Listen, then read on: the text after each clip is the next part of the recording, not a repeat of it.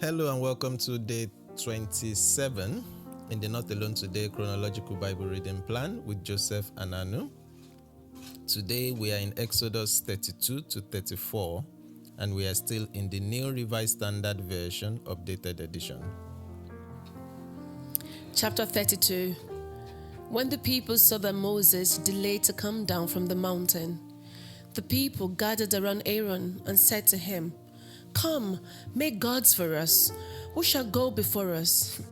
As for this Moses, the man who brought us up out of the land of Egypt, we do not know what has become of him." Aaron said to them, "Take off the gold rings that are on the ears of your wives, your sons, and your daughters, and bring them to me." So all the people took off the gold rings from their ears and brought them to Aaron. He took these from them, formed them in a mold, and cast an image of a calf. And they said, "These are your gods, O Israel, who brought you up out of the land of Egypt." When Aaron saw this, he built an altar before it.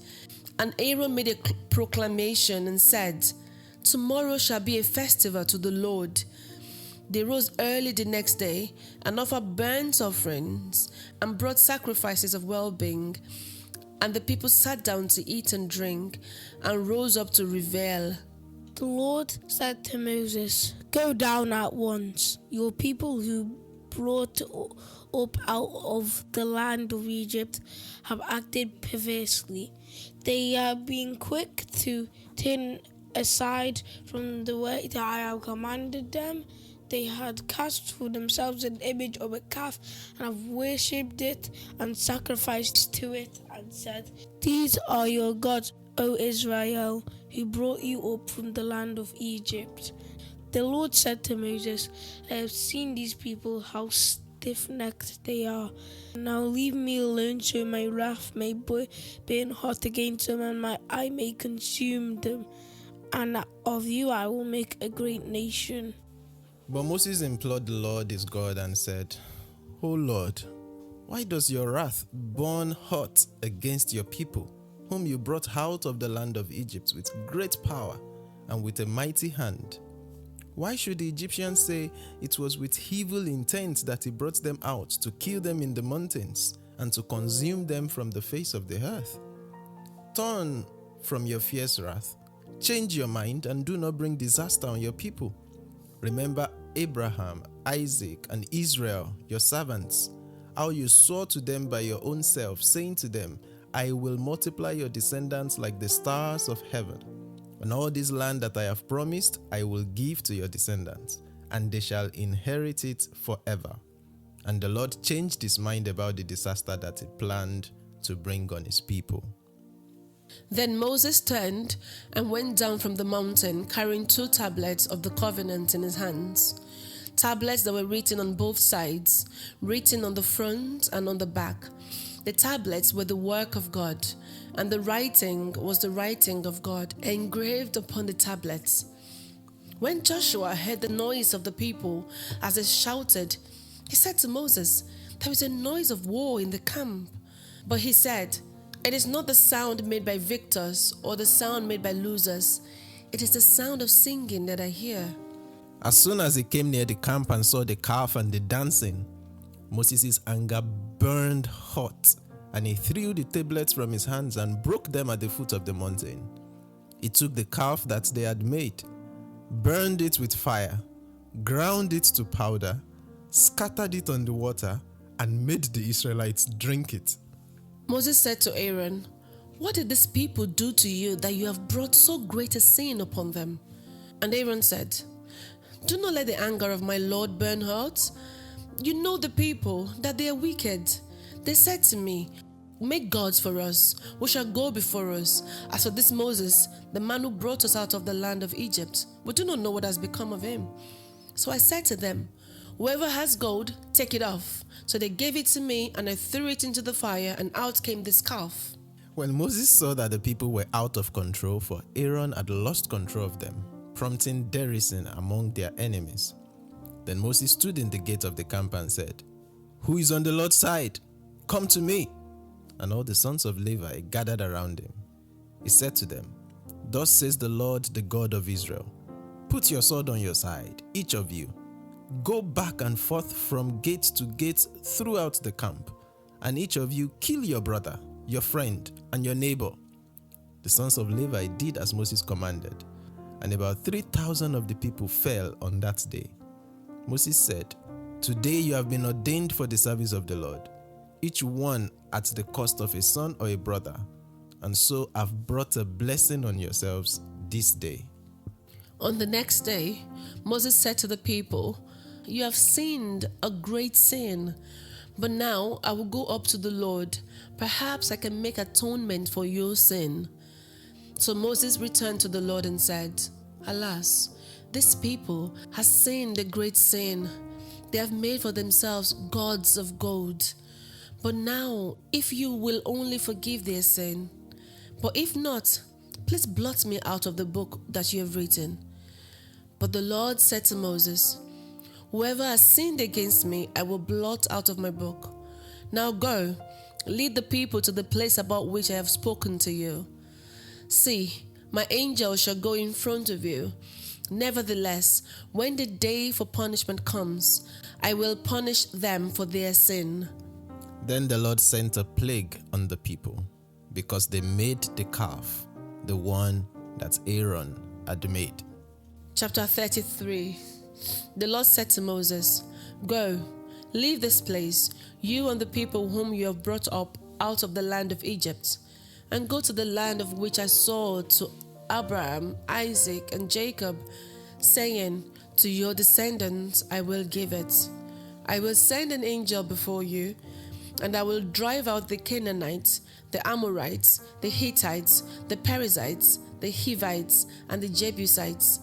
Go up to the land flowing with milk and honey, but I will not go up among you, or I would consume you on the way, for you are a stiff-necked people. When the people heard these harsh words, they mourned, and no one put on ornaments. For the Lord had said to Moses, Say to the Israelites, You are a stiff-necked people. If for a single moment I should go up among you, I would consume you. Now take off your ornaments, and I will decide what to do to you. Therefore the Israelites stripped themselves of their ornaments from Mount Horeb onward. Now Moses used to take the tent and pitch it outside the camp, far off from the camp. He called it the tent of meeting. And everyone who saw the Lord would go out to the tent of meeting, which was outside the camp. Whenever Moses went out to the tent, all the people would rise and stand, each of them at the entrance of their tents, and watch Moses until he had gone into the tent. When Moses entered the tent, the pillar of cloud would descend and stand at the entrance of the tent, and the Lord would speak to Moses. When all the people saw the pillar of cloud standing at the entrance of the tent, all the people would rise and bow down, all of them at the entrance of their tent. Thus, the Lord used to speak to Moses face to face, as one speaks to a friend.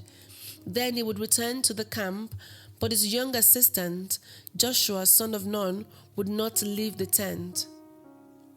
Moses said to the Lord, See, you have said to me, Bring up these people, but you have not let me know whom you will send with me.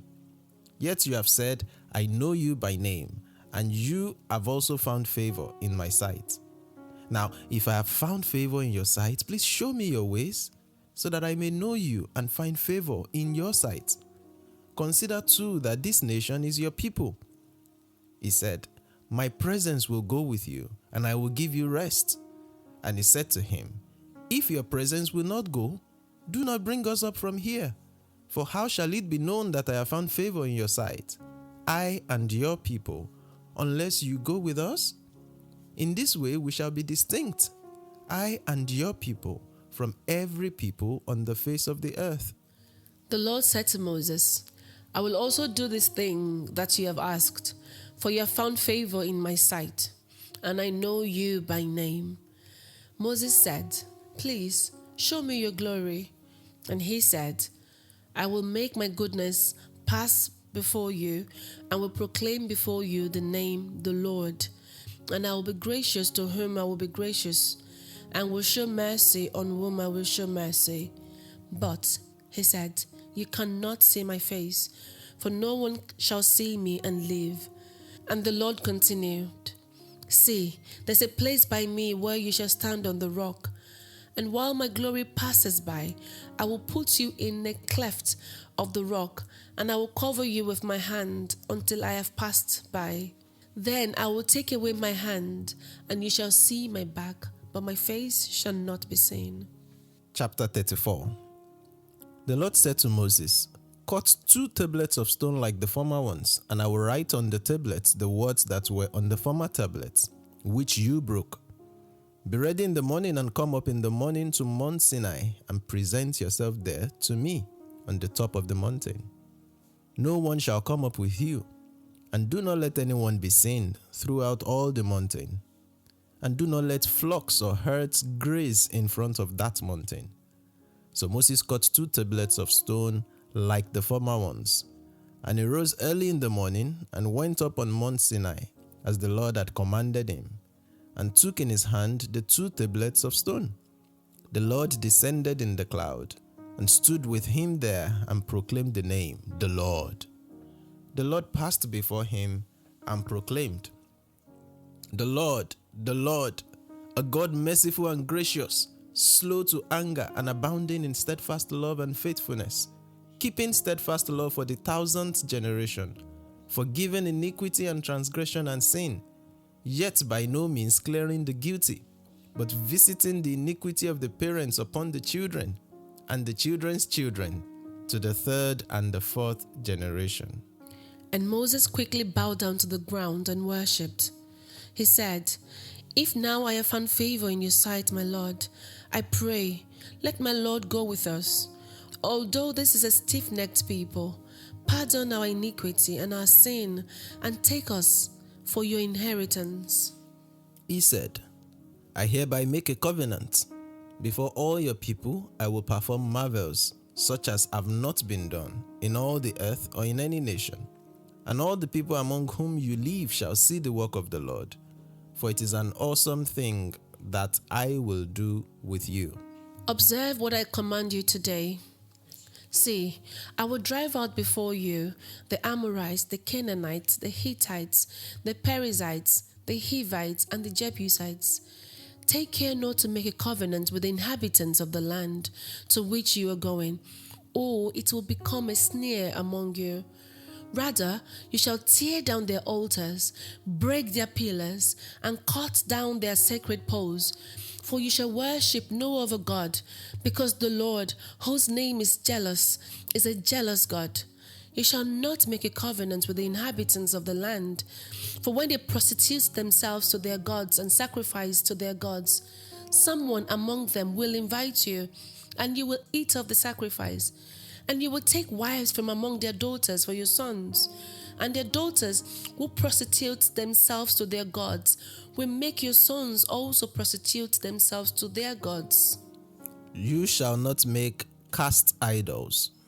You shall keep the festival of the unleavened bread.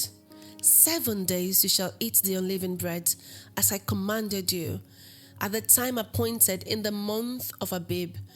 For in the month of Abib you came out of Egypt. All that first opens the womb is mine. All your male livestock, the firstborn of cow and sheep, the firstborn of a donkey you shall redeem with a lamb. Or if you will not redeem it, you shall break its neck. All the firstborn of your sons you shall redeem. No one shall appear before me empty-handed. 6 days you shall work, but on the 7th day you shall rest. Even in plowing time and in harvest time you shall rest. You shall observe the festival of weeks, the first fruits of wheat harvest, and the festival of ingathering at the turn of the year. 3 times in the year all your males shall appear before the Lord God, the God of Israel. For I will cast out nations before you and enlarge your borders. No one shall covet your land when you go up to appear before the Lord your God 3 times in the year. You shall not offer the blood of my sacrifice with leaven, and the sacrifice of the festival of the Passover shall not be left until the morning. The best of the first fruits of your ground you shall bring to the house of the Lord your God. You shall not boil a kid in its mother's milk. The Lord said to Moses, "Write these words, for in accordance with these words I have made a covenant with you and with Israel." He was there with the Lord 40 days and 40 nights. He neither ate bread nor drank water. And he wrote on the tablets the words of the covenant, the 10 commandments. Moses came down from Mount Sinai as he came down from the mountain with the 2 tablets of the covenant in his hand. Moses did not know that the skin of his face shone because he had been talking with God. When Aaron and all the Israelites saw Moses, the skin of his face was shining, and they were afraid to come near him. But Moses called to them, and Aaron and all the elders of the congregation turned to him, and Moses spoke with them. Afterward, all the Israelites came near, and he gave them in commandment all that the Lord had spoken with him on Mount Sinai. When Moses had finished speaking with them, he put a veil on his face. But whenever Moses went in before the Lord to speak with him, he would remove the veil off until he came out. And when he came out and told the Israelite what he had been commanded, the Israelite would see the face of Moses, that the skin of his face was shining.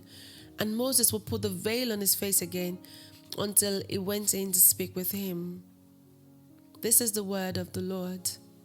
Thanks be to God. Interesting 3 chapters. In chapter, just as a quick recap, in chapter 32, we talked about the golden calf, which was an interesting response to all of the laws and prescriptions that God has been giving Moses in just the previous chapters. And then in chapter 33, there was the command to leave Sinai. There was the tent outside the camp that was described.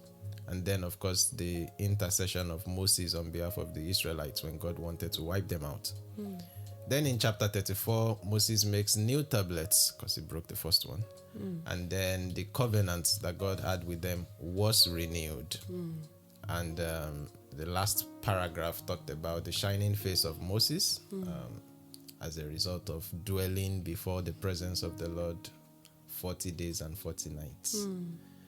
And apparently that became a continual thing, that every time he goes in and comes back, his face is shining and he needs to cover himself with the veil. So what stood out to you in chapter 32?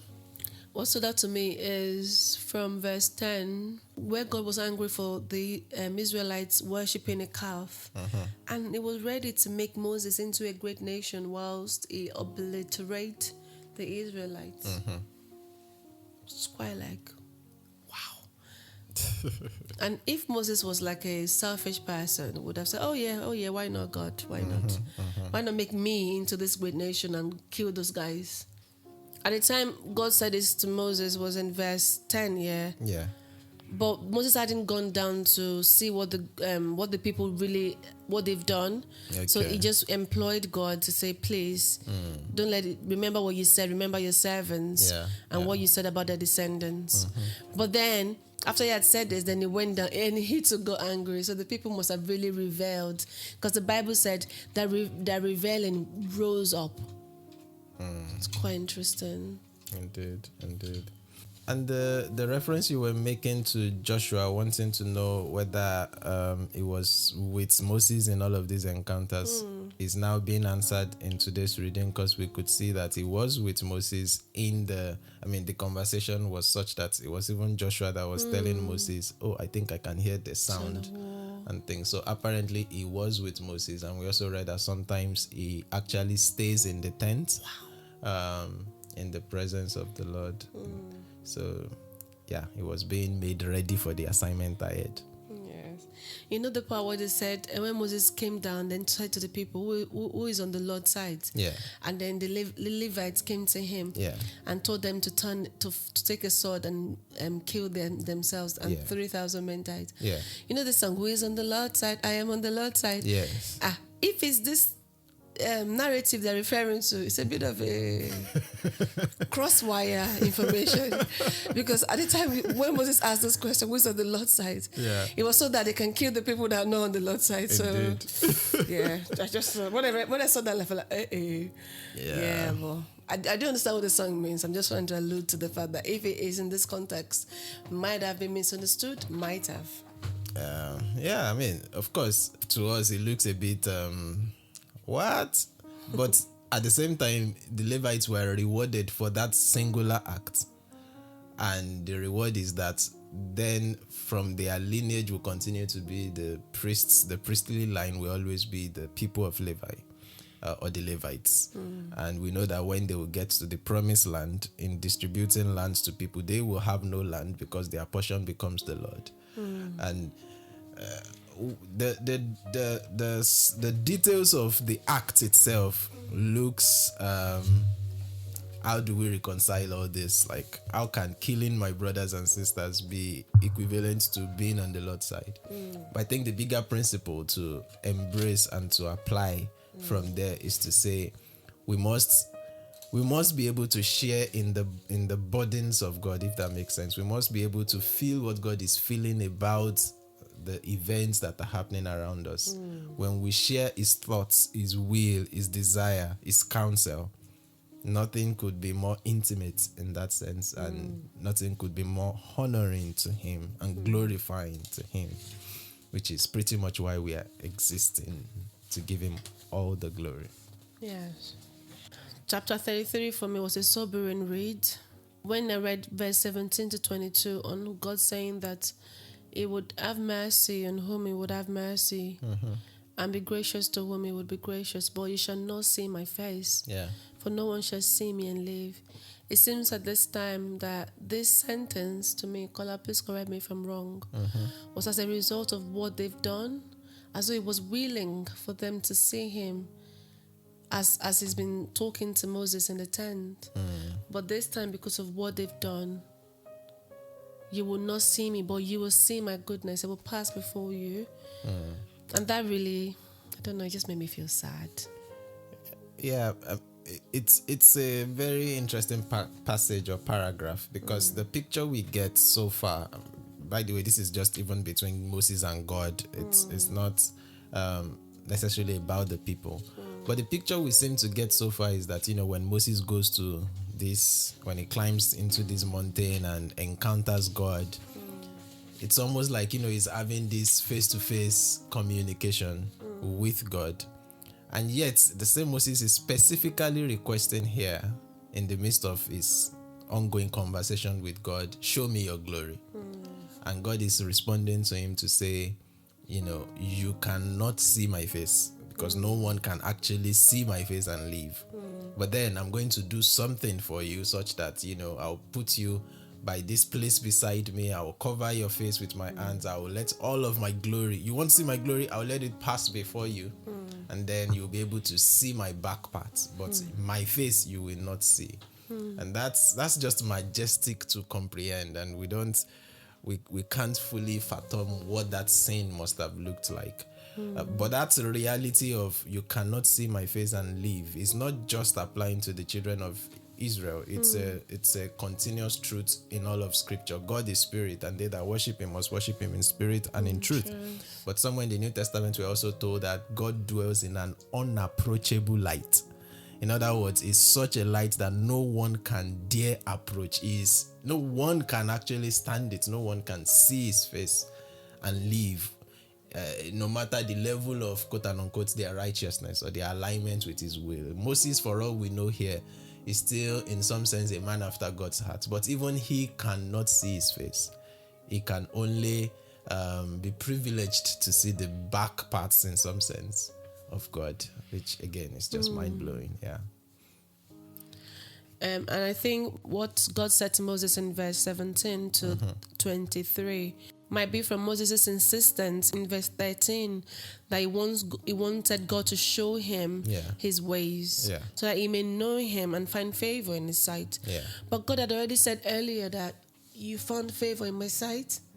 So it's not clear to me why Moses was insisting on wanting to see his ways, when his ways has been shown to him already, which might be what led to this putting him in a cleft of the rock, covering him with his hands until he's passed by, just for the rest that Moses is seeking. But just read to me as a sobering read, as though we the people, us Israelites, Moses, we did something really, really hurtful, and as such lost some privileges. Indeed. That we would have gained if the lamb or the calf hadn't been built. And if the people hadn't said the calf was what brought them out of Egypt, who says that? and the reference to this Moses, we don't know what has happened to him. Who says that? Yeah. It was too offhand. Yeah, too offhand. And part of the earliest expression of us seeing that even though they are free from Egypt, Egypt is not yet free from them. So yeah, it's such a deep-seated enslavement that is gripping them here, as we can see. And a broader application as well, as just to also say from that 17 to 23 in chapter 33, is a place of, personal intimacy as a leader. Because Moses' intercession is all about one thing. God, we are not going anywhere. Chapter 33 verse 1 is God saying, now start going to the promised land. I'm going to send an angel with you. And Moses is like, no, we are not going anywhere until we are persuaded that you are in this journey with us, which culminated in that specific request of show me your glory and all that. And I think that there's something there for leaders to say, you don't want to just rely on your institutional authority to continue to run things. You want to ensure that there is a place of personal intimacy that cuts across everything that we do. Chapter 34, what stood out to you? And like verse 9, where Moses said, take us for your inheritance, reads to me like, wow. Because in Psalms, we read that God is our inheritance. But now Moses is putting the people as God's inheritance. Yeah. It's not just employing to see God's ways this time, but surrendering himself and his people to God. We are your lot. In the Psalms, I don't know which chapter, it reads that God is our lot. And he keeps our portion, and he keeps our lot secure. Yeah. But here, Moses is saying that we are his lot, which reads so beautifully in the sense that there's a selflessness to our service to God. Yeah.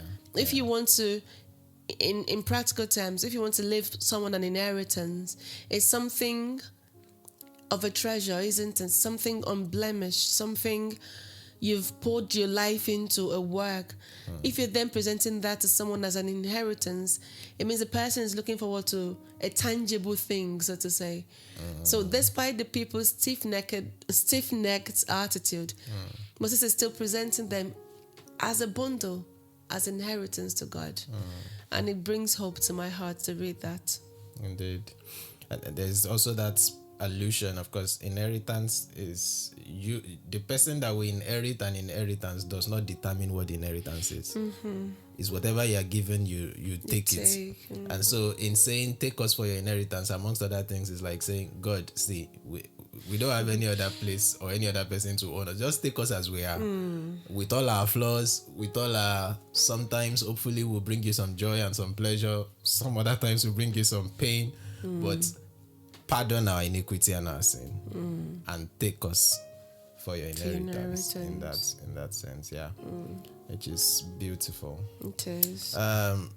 For me, I begin to see, in some sense, a repetition of some of the things that have been said. Of course, because of what has happened, there was the need to renew the covenant, if you will, and God had to repeat certain things that had been said before. And we're going to see more and more of such repetitions. And it's just that very repetition in and of itself that I first wanted to point out, to say it's one of the ways that God tries to inculcate the truth that He's trying to teach the people of Israel into them. And so as we turn the page again, day 28, and continue in the last couple of days before we finish or bring the book of Exodus to an end. We keep seeing more and more of the repetitions of the things that God had said before. And then the part about the shining face of Moses, Apostle Paul helps us to kind of get a fuller gist of what is going on there. Because imagine indeed if you've been in the presence of God and then you come back and your face is literally glowing and shining and you have to cover it with a veil. That just sounds like, oh wow, this person they've reached some spiritual high in that sense. And every time that Moses speaks to them going forward, when he has been in the presence of God, he needed to cover his face with a veil. But Paul says what they didn't see is the fact that even when the veil is now covering his face, it's not like his face is always shining, because behind the veil, that glowingness, that glory is actually fading away. But what we now have is a better deal in the sense that he said, once you turn to the Lord, once you've surrendered your life to the Lord in the context of the new covenant, he says the veil is taken away. So now we get to behold him with unveiled faces, and we are being transformed. Like this whole thing that all of you are running away from because Moses' face is shining, you want him to cover it up and all that. In the new covenant, we have a better deal.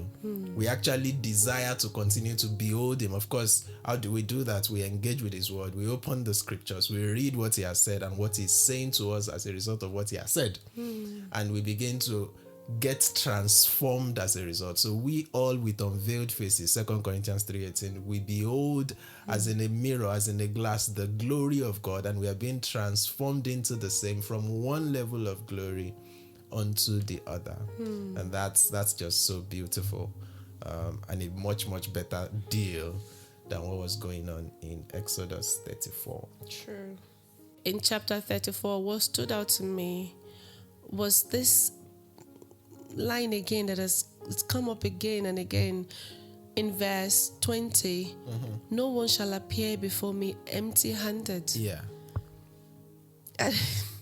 It convicted me, to be honest. Every time we've been reading, I think, oh.